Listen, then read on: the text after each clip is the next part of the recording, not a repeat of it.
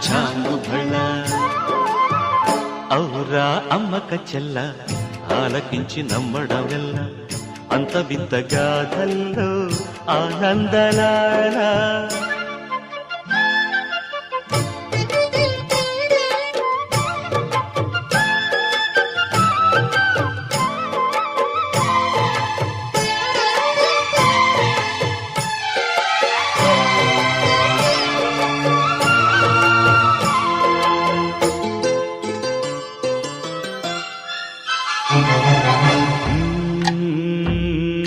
నల్లరాతి కండలతో